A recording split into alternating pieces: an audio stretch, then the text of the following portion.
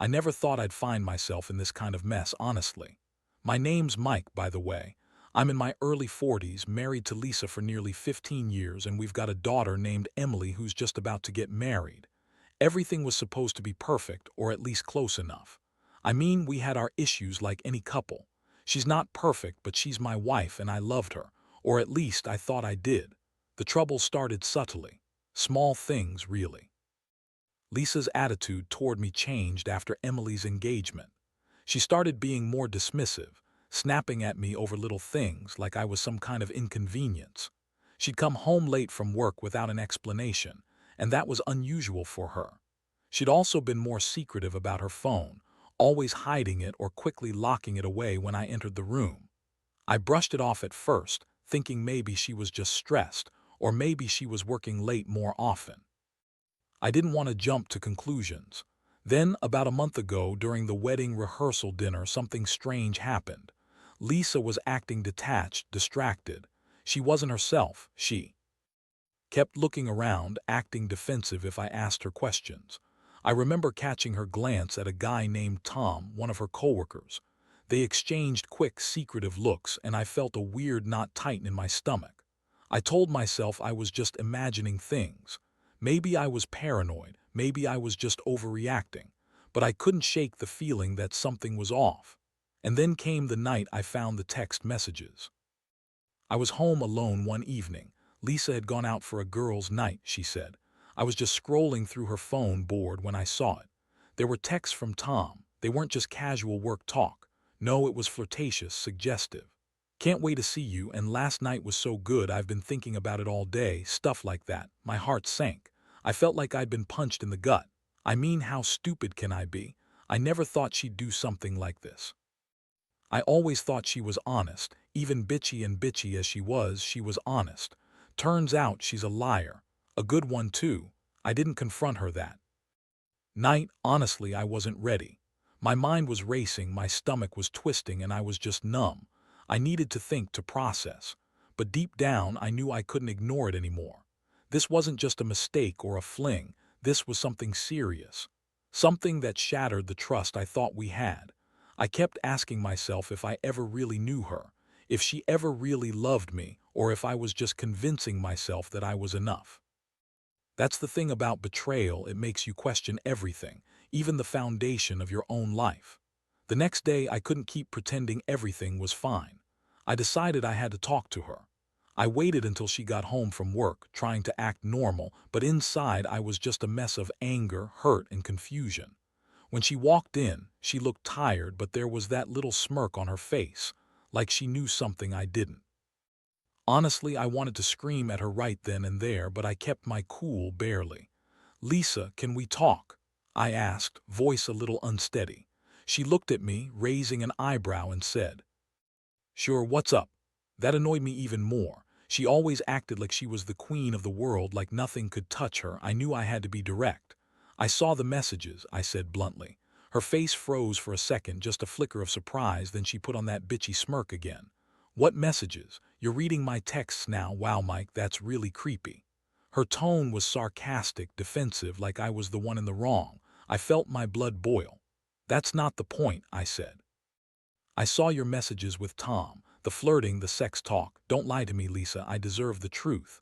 Her eyes narrowed and she crossed her arms. "You're overreacting. It's just some stupid work banter. You're jealous, that's all. You're just insecure because Emily's wedding is coming up." She was trying to brush it off, but her voice wavered just slightly, like she was trying too hard. "Really?" I shot back. "You're telling me it's just work. Then why were you acting so secretive? Why did I find those texts? Don't insult my intelligence. I saw the way you looked at him at the dinner, like you were already planning your next move. Are you screwing him? Are you sleeping with him?" I couldn't hold back anymore. My voice cracked, but I needed her to hear me. She rolled her eyes, scoffing. "God, you're so dramatic. Honestly, I don't have time for this. You're just insecure like always. Tom and I are just friends. He's like family. And if I wanted to cheat, I'd do it with someone who's worth it, not some guy you think is hot." Her words hit me like a slap. It was like she was defending her right to lie, her right to betray me, like she was the victim. I felt my fists clenched. I looked at her, and for a second I saw the real her, cold, selfish, and utterly indifferent to how much she was hurting me. I wanted to believe she was lying, just some elaborate excuse to cover her tracks. But the truth was, I knew she was lying. And that realization changed everything. I started questioning not just her fidelity, but who she really was. Was she always this manipulative? Did she ever love me, or was I just some guy she settled for? I thought I knew her, but now I wasn't so sure. After that confrontation, I couldn't sleep. I kept replaying her words, her actions, that sneer she gave me when I accused her. The worst part was the way she dismissed it all, like I was overreacting, like I was the crazy one. I started feeling like I was losing my mind, questioning everything, her lies, her truths, even my own perception of what our life was supposed to be. I decided I had to find more evidence, something concrete. I needed to see if she was really cheating on me or if I was just paranoid. Over the next few days, I started paying closer attention. Her phone was a goldmine if I could find the right way to look. I checked her emails, her social media, anything that might give me a clue. But she was smart. She cleared her history, changed her passwords, and acted like nothing was wrong. Still, I noticed little things. She was more distant, more defensive, and always had some excuse ready if I asked where she was or who she was with. One afternoon, I followed her after work. It was stupid, I know, but I couldn't help myself. She went to some nondescript office building downtown, met with Tom, and stayed there for over an hour. She was laughing, touching his arm, and I swear she looked like she was flirting. I felt the rage bubbling up again, but I kept my distance, not wanting her to see me. I was trying to piece together what the hell was going on, wondering if I was just some fool who believed in a fairy tale. That night I looked at the pictures I had taken. She didn't know I was watching, of course. Every moment she spent with Tom made it clear this wasn't just innocent flirting anymore. It was something more, something deeper. She was hiding something, and I was deep in it. I couldn't ignore the signs anymore. She was cheating on me. I felt crushed but also furious. How could she do this? How could she lie to my face, pretend everything was fine, while she was sneaking around with her coworker? I was beginning to hate her, or at least the version of her I thought I knew. I thought about confronting her again, but I knew it wouldn't be that simple. This was serious. And I was starting to realize that maybe, just maybe, I'd been nothing more than a fool who believed in a lie all these years. The more I thought about everything, the more I realized I couldn't keep pretending I was okay with it. The betrayal cut too deep. I remember sitting in my living room, staring at the phone, trying to decide what to do next. Part of me wanted to just pack my bags and walk out, never look back. But another part, the stubborn part, told me I needed to confront her face to face, get her to admit everything, even if I already knew the truth. My mind was racing as I prepared for that talk. I knew Lisa. She's the kind of woman who can spin lies faster than anyone I've ever met. She's bitchy, manipulative, and always had a way of twisting things around to make herself look like the victim. Still, I had to hear her say it out loud. I needed to hear her lie, and I needed to see her break. One evening, I called her into the bedroom. She looked surprised, like she thought I was just going to let everything slide, like I was finally going to pretend nothing happened. But I didn't. I looked her straight in the eyes and said, "Lisa, I know about Tom. I know about the texts, the meetings, everything. I saw the pictures. I want the truth.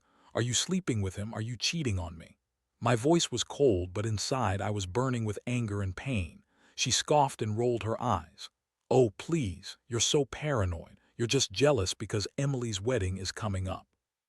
You're imagining things. Tom is just a coworker. Nothing's going on. You're overthinking it as usual." Her tone was dismissive, like I was some kind of fool, and her words stung worse than anything else. I stared at her, feeling my chest tight. "Stop lying. I have evidence. I followed you. I saw you at that office. I saw how you touched him, how you laughed like you don't even care if I find out." I could feel my voice cracking, but I pushed through. "Tell me, Lisa, is there more to it? Are you sleeping with him? Or are you just screwing around behind my back? I need to know." She crossed her arms again, looking annoyed. "You don't know what you're talking about. You're just insecure like always. I don't have to justify myself to you. Tom is just a friend. You're imagining things because you're scared I'll leave you. Well, I won't. I don't need to cheat to get what I want." Her words were poison, and I felt a cold wave of realization wash over me. That's when I saw it, the flicker of contempt in her eyes, the way she deliberately avoided the question, the way she was trying to gaslight me. I knew then that this wasn't just a mistake or a fling. This was betrayal on a whole new level. She was lying to my face, telling me what I wanted to hear while her actions screamed something else entirely. The trust I thought we had was gone, destroyed by her own lies and selfishness. And in that moment, I understood that I might never really know her, and maybe I didn't even want to anymore. After that confrontation, I felt like I was walking through a fog. Every moment I spent thinking about Lisa and Tom made me feel emptier, colder. I kept revisiting everything, the small signs I ignored, the lies she told, the way she looked at him that night. The betrayal was so raw, so fresh, it consumed me. I couldn't sleep. I couldn't eat. All I could do was replay it over and over, wondering if I'd ever trust anyone again. I knew I had to decide what to do. Staying in a marriage built on lies wasn't an option anymore, at least not for me. I wasn't built to be some fool who got played like that. But part of me also wondered if I should just walk away quietly, forget everything, and pretend it never happened. No, I told myself. That's not who I am. I deserved better than to be lied to and betrayed like this. I had to take control, even if it meant tearing my world apart. I spent days weighing my options. I talked to a couple of close friends trying to get some perspective. They told me to think about what I really wanted, whether to try to save the marriage or cut my losses and move on. Honestly, it was hard. Every day I felt more distant from Lisa, more convinced she didn't love me anymore. Her bitchy, dismissive attitude only made it clearer she saw me as some kind of fool, someone she could lie to and still keep around. That realization hurt more than anything. Finally, I decided I couldn't keep living in this kind of limbo. I called her up one night, just me and her, no more games. I told her I'd had enough, that I knew everything and I was done pretending I didn't. I told her she could stay or go. Honestly, I didn't care anymore. I just wanted the truth out in the open. Her reaction was everything I expected, defensive, angry, trying to turn it around on me. She called me insecure, crazy, jealous, but I saw through it. I saw her for what she was, a liar and a cheat. I told her I was filing for divorce. I needed to reclaim my life, my dignity. I needed to start over somewhere else, away from her lies and manipulations. It hurt thinking about losing my family, about losing her, but I knew I'd be better off alone than with someone who lied and cheated behind my back. I felt a strain, mix of relief and sadness, like I'd finally broken free but at a terrible cost. My trust was shattered, my heart was broken, and I was left standing there, wondering how I'd ever recover from this betrayal. Now here I am, months later, living with the aftermath of everything. The divorce was finalized a few weeks ago, and I've moved out of the house. It's quiet now, almost too quiet. I spend most of my days trying to rebuild what's left of my sense of self after all the lies and betrayal. Sometimes I think about Lisa, about how she lied so easily as if I was just some obstacle to get around. That bitchy attitude of hers, she's still the same, I'm sure, but I've learned a lot about her and about myself. What I've realized is that trust is fragile. Once it's broken, it's almost impossible to fix. I used to believe in till death do us part, but that was naive. People change, and sometimes those changes aren't for the better. I don't blame myself for not seeing the signs earlier. She was good at hiding her true self, and I let her do it because I wanted to believe the best. This whole experience has made me question everything about who I am and what I want. I thought I knew her, and maybe I did once, but not anymore.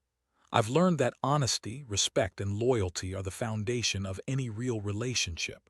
Without those, it's just a house of cards waiting to fall. To anyone reading this who's going through something similar, here's my advice. Don't ignore the red flags. And if you find out your partner is cheating, don't waste your time questioning whether it's your fault or not. Trust your gut, get the evidence, and be prepared to walk away if that's what you need. Because in the end, you deserve someone who treats you with respect, not someone who lies and manipulates behind your back. I won't say I've completely moved on, but I'm trying. I'm learning to trust myself again, to be stronger, and to keep my heart guarded from people like Lisa. because I've seen what betrayal looks like, and I'd rather be alone than in a relationship built on lies. That's the harsh truth I've come to accept. And honestly, it's made me realize that sometimes the best thing you can do is walk away and rebuild from scratch.